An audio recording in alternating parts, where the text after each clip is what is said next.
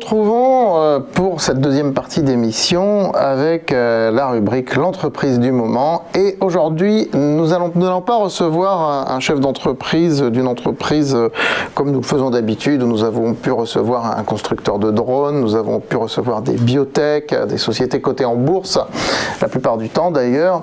Non, aujourd'hui, le propos étant un peu particulier de cette émission consacrée à l'immigration, eh bien, c'est Lamia Amou, qui est présidente d'un collectif qui s'appelle Collectif Mobilité. Lamia Amou, qui par ailleurs a travaillé à la RATP, où elle était... Exactement. Oui, je suis responsable d'innovation. Où elle est responsable de l'innovation à la RATP. Elle est responsable d'innovation à la RATP et présidente d'un collectif mobilité qui concerne beaucoup de start-up. Donc nous allons parler de ce collectif, du tissu entrepreneurial à l'origine duquel se trouve ce collectif. Et elle va nous en dire un petit peu plus. À noter que donc Stéphane, que vous avez pu voir tout à l'heure, travaille avec Lamia dans ce collectif mobilité. C'est un peu ce qui nous réunit sur ce plateau aujourd'hui. Donc Lamia, je vous donne la parole. Merci beaucoup Jean-David. Bonjour à toutes et à tous. Donc effectivement, je suis présidente du collectif mobilité des pays francophones qui est dans un groupement qui s'appelle le village francophone et qui depuis peu a intégré aussi le groupement de patronat francophone. Donc c'est tout un écosystème et dans lequel effectivement Stéphane Tiki, ici présent, est notre directeur de développement à l'international. Alors c'est quoi ce collectif? C'est un collectif qui est basé sur un triptyque vertueux. J'appelle le triptyque vertueux. Pourquoi? Parce que vous allez comprendre, sur le plan économique, ça donne un coup de pouce, un accélérateur pour les startups. Et donc le triptyque, c'est quoi? C'est les startups d'un côté, les grands groupes d'un autre côté, et puis les territoires et les gouvernements de l'autre. Les gouvernements, c'est venu avec le fait qu'on se fasse absorber par et puis un gros partenariat avec le GPF. Alors pour être concret, il y a beaucoup de, on est sur TV Finance, il y a beaucoup de dirigeants de start-up qui nous écoutent. Donc je me mets dans la peau du dirigeant de start-up. Voilà, moi j'ai une start-up, qu'est-ce que ce collectif peut m'apporter? Concrètement, le collectif mobilité permet aux startups d'avoir des sponsors, donc des grands groupes qui vont les sponsoriser pour avoir des cas d'usage, pour concrètement avoir sur leur premier business ou leur premier use case, un cas d'usage vraiment réel, concret. J'essaye de franciser au maximum mes propos. Et puis surtout des territoires, parce que souvent les startups, ils ont des super bonnes idées, ont besoin de territoires d'expérimentation. Oui. Et ces territoires, c'est des politiques. D'où la partie politique. C'est la partie politique. Et nous, l'idée, c'est qu'à travers des challenges d'innovation qu'on mène en marge à chaque fois d'un grand événement, typiquement la Vivatech vient de passer, on a fait un très grand événement auquel on a invité des ministres, des maires, des présidents de région, etc., autour de la table, qui ont assisté au challenge qu'on a mené avec les startups. Surtout, d'ailleurs, le collectif mobilité n'est qu'une branche de Village Francophone, puisqu'on a 22 collectifs. Et donc, c'est une vraie accélération et de l'innovation et du business. Vous êtes présidente de Village Francophone ou du collectif mobilité? Je suis présidente du collectif mobilité, un des 22 collectifs de Village Francophone. Je fais partie du board de Village Francophone. Et qui est président ou présidente de Village Francophone? Village Francophone, on a un commissaire général qui s'appelle Marc-Lionel Gâteau. D'accord.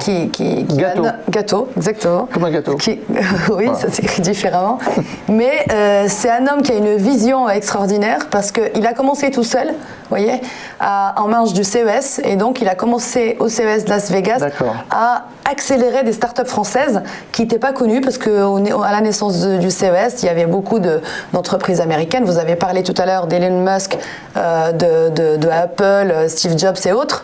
Effectivement, les États-Unis, c'est un pays qui accélère, qui impulse, ils mettent les moyens sur l'innovation, ils ont une audace participative, ils n'ont pas peur d'investir, ils n'ont pas peur de l'échec, c'est-à-dire qu'il n'y a pas la notion de l'échec, il n'y a que la notion d'expérience, où on pousse les startups à aller au-delà de leurs idées, c'est-à-dire qu'ils disent qu'il n'y a que l'imagination qui peut arrêter les personnes et on les aide, on les accompagne dans ce sens.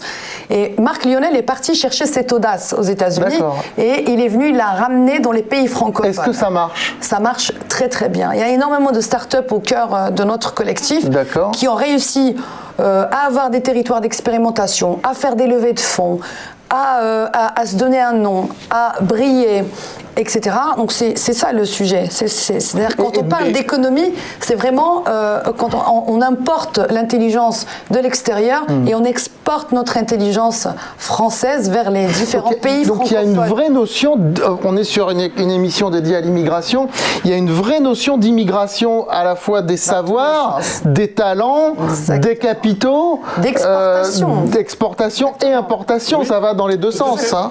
Mais pour aller dans le sens de ce que vient de dire l'ami Amou, je pense qu'on est parti d'un même constat. Le premier, c'est d'abord qu'on partage chaîne dans commune, parce qu'on parle de francophones, village francophone, collectif de mobilité dans les pays francophones, et qu'on s'est dit de ce partage chaîne dans commune, et si on créait aussi quelque chose ensemble d'économique.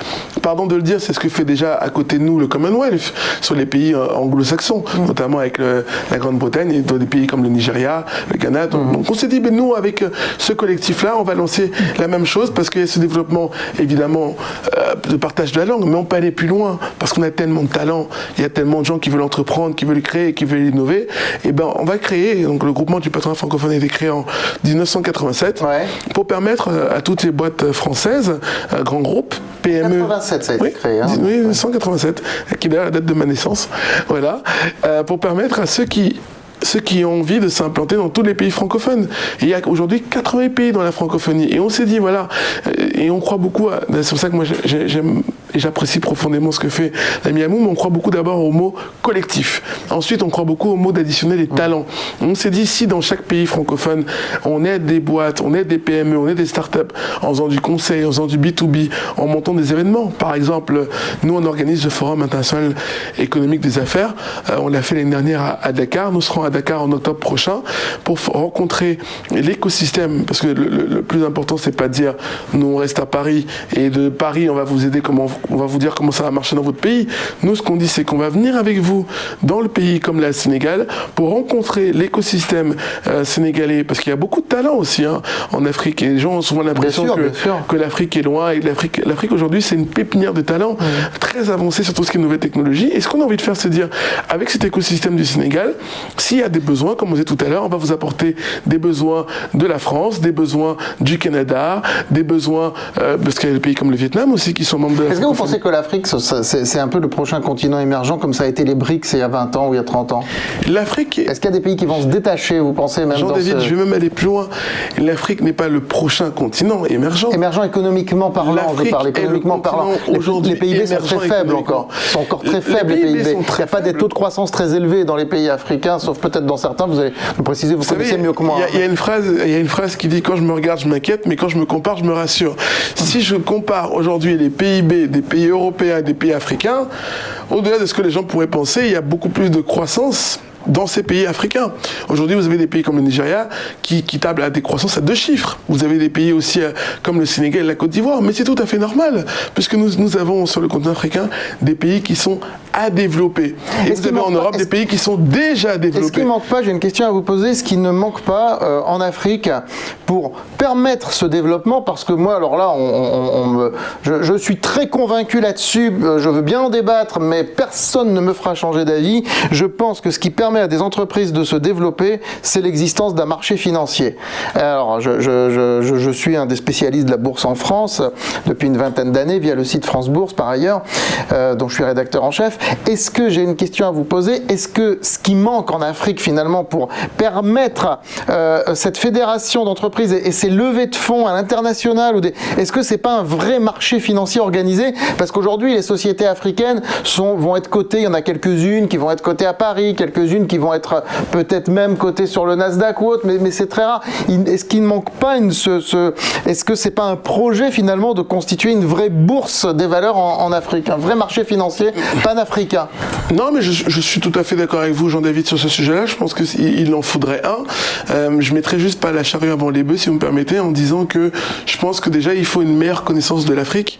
Beaucoup de ceux qui sont ici ou ailleurs ont toujours l'impression que, pardon, je vais être un peu dans les clichés, mais quand on parle souvent avec des gens ici d'Afrique, on a toujours l'impression que c'est nos mamans africaines qui portent le boubou, le djellaba avec un seau d'eau sur la tête, ce qui est une réalité du continent, mais ce n'est plus que ça comme réalité. Parce que l'Afrique c'est comme les Américains qui nous voient avec la baguette de pain et le béret dans beaucoup de films américains finalement. Hein, c'est un peu le même pour se dire que c'est une réalité dans certains villages et on est fiers de nos mamans africaines. Si on en est arrivé là, c'est parce qu'elles ont toujours été là. Vous avez de quoi. Vous avez de quoi. Mais à côté de ça aussi, il y a une vraie partie, et là je rentre dans le territoire de l'AMIA, mais il y a une vraie partie tech, une vraie partie développement, innovation. Et je pense que ce qu'il faut déjà, c'est une meilleure connaissance du continent qui est riche en opportunités. Parce que souvent on dit l'Afrique, Jean-David, permettez-moi de vous le dire, mais il n'y a pas une Afrique, il y a des Afriques. Ce qui se passe au Maghreb, c'est pas la même chose qui se passe en Afrique de l'Ouest. Regardez maintenant, à Abidjan, on a un métro. Même entre l'Afrique de l'Est et l'Afrique de l'Ouest, l'une qui donne sur l'océan Indien et l'autre qui donne sur l'Atlantique, je présume que c'est deux cultures complètement différentes. Il y en a une qui regarde l'Amérique du Sud